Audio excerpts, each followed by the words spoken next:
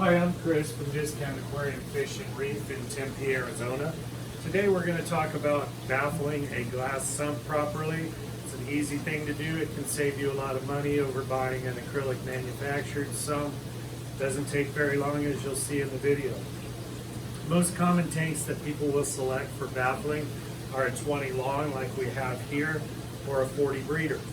Reason for this is those tanks are shorter. They maximize the surface area. If you go with the taller tank for a sump, it doesn't really benefit you. You're not going to be filling it up past the height that the skimmer can operate in, and it makes it harder to get into the sump when it's up tall. So really, like a 40 breeder gives you more advantage than a taller tank like a 55. So for most purposes, 20 long, 40 breeder. Bigger tanks, people will baffle a 125 to go under a 300. Once you've selected your tank, then you're going to want to know about your skimmer. Your skimmer, you need to know the operating depth that that skimmer likes to operate in, and you're also going to need to know the footprint for that skimmer. This is a Quantum 120 that we're going to be baffling this sump for. It has a 5.9 by 8.3 footprint. You can always look up footprint, water depth. Just go on Google, look up your skimmer, type in recommended water depth, and you'll find out what that is. So we need to have a space that's 5.9 by 8.3 inches for this skimmer. I like to go with the wider dimension back to front so that I use less of this sump for the skimmer section and leave more for the refugium and the rest of the sump that we'll baffle next.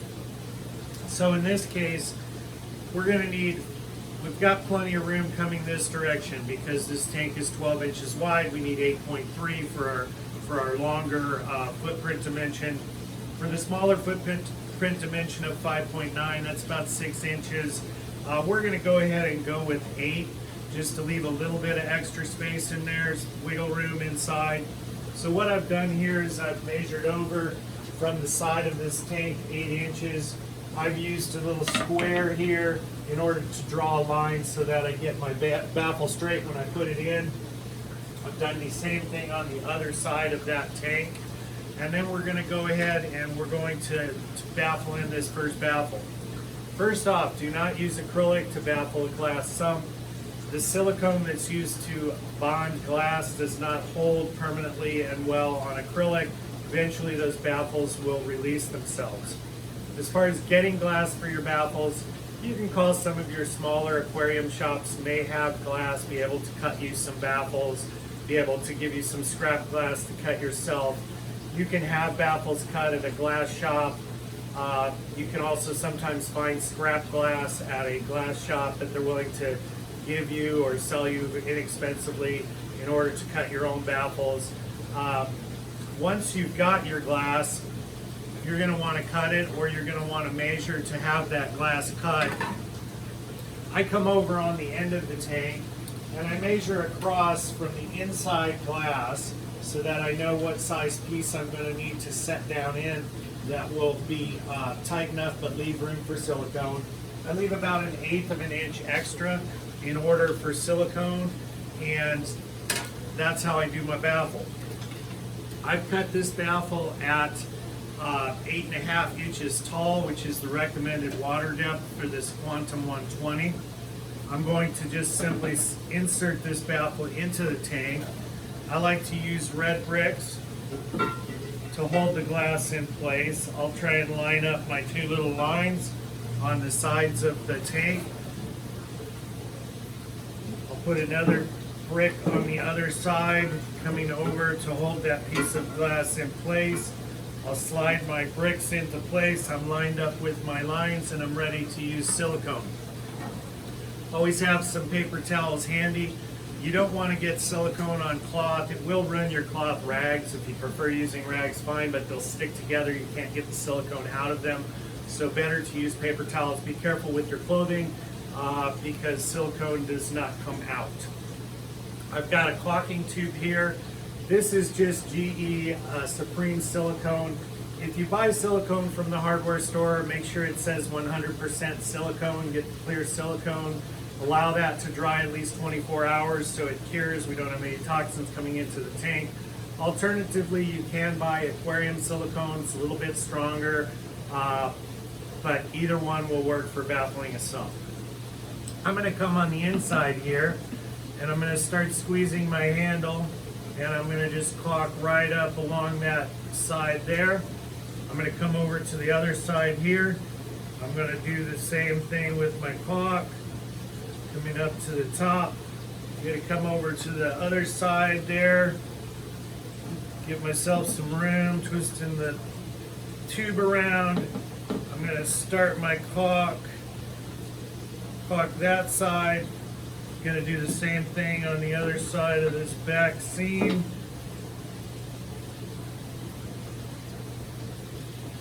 Then we've got some caulk in. I'm going to take my finger, apply light pressure. I'm going to come up and smooth out that silicone there. Do the same thing on the other 3 seams.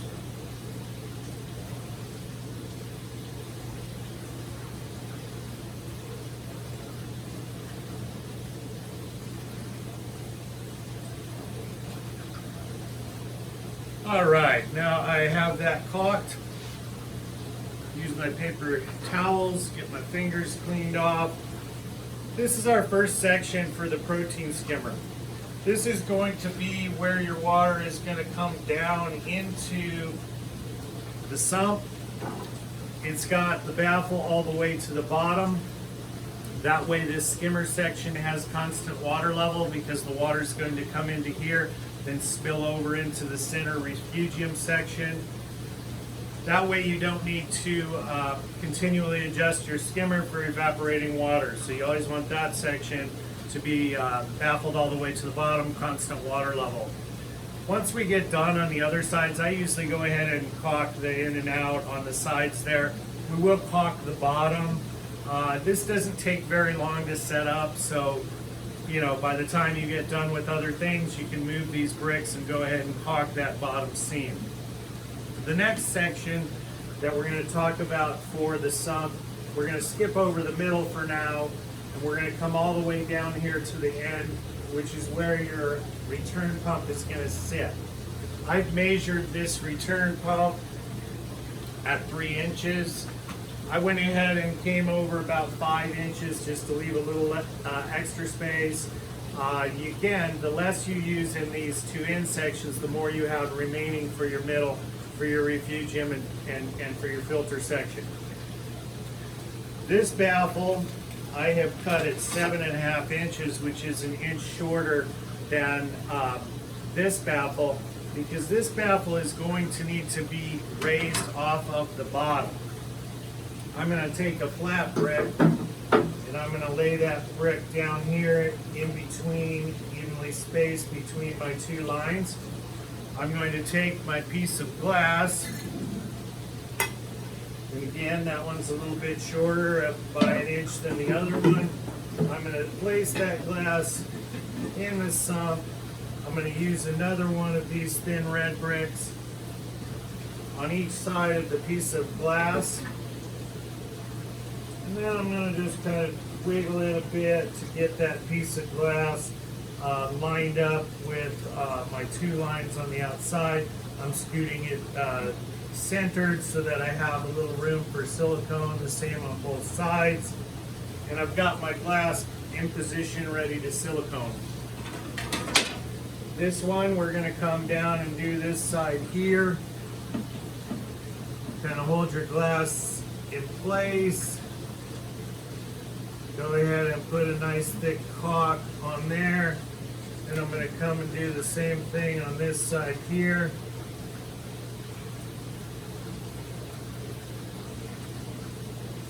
A little bit difficult because I've made it so tight here because we're not installing a really big pump, but I'm going to go ahead and put some silicone where I can reach to right there. And I'm going to put some silicone where I can reach to right there on the back side. Then I'm going to go ahead and hold my bricks in place. I'm going to smooth out my silicone line, pushing that silicone through so that we close the gap. Got some on the back side there. I'm going to come around here on the other side. Do the same thing. I'm pushing that silicone through so that we have that sealed there. And then that's going to take care of our last baffle, which is going to give us our return pump section. And the reason that we have the gap here is now we're going to take a small baffle and we're going to put this small baffle right here. I've got my brick slid into position. I'm going to just slide it a little bit more over. There we go. That's going to give us a place to put our sponge. That's going to act as the filter, keep anything from your refugium from getting into this section. So I'm going to set that piece of glass right there. I'm going to steal this for a minute. Go over to here. We're going to come up front. We're going to put some silicone there. We're going to put some silicone there. We can put a little bit on our finger if we want, like so. Give a little dab on the inside there.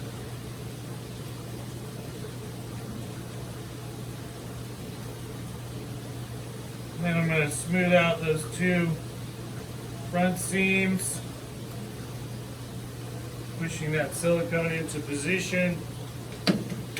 At this point, we can go ahead and caulk the front edge on this one. Not a problem, it's holding up without that brick in position, so I'm just coming across the bottom there with a silicone bead. I'm going to go ahead and wipe that with my finger. I'll do the same thing when I remove this brick. When this brick gets removed, the front seam will get done on the bottom baffle. I've cut myself a piece of sponge.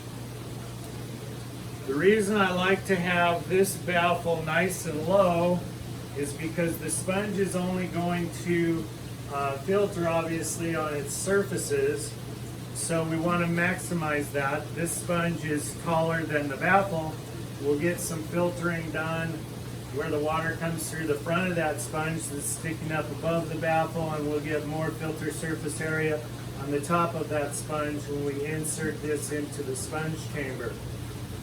The important thing about the way this is set here, some people will make this baffle tall. Problem is, if that baffle is tall, this can only go down to the level of that baffle as the water is spilling over to get in the return pump section.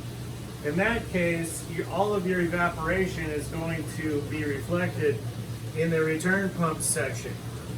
Because we have this baffle nice and low, we have this whole section and this section that will evaporate together, giving you more time when you're on vacation or in between water top-offs if you don't have an ATO, in order to keep this sump functional. Again, if this baffle came way up, then we would only have this little area. Our sump would run dry very quickly. Middle section, you can put a light, you can put your Cheeto algae and whatnot there. You have this baffle coming up. You can make it a little taller if you want a deeper sand bed, if you're running a sand bed in the refugium. But you'll have a nice sponge here for filtering, keeping things from getting into your return pump section, and you will be good to go. Hope you've enjoyed this video. I'm Kline, and this has been my time.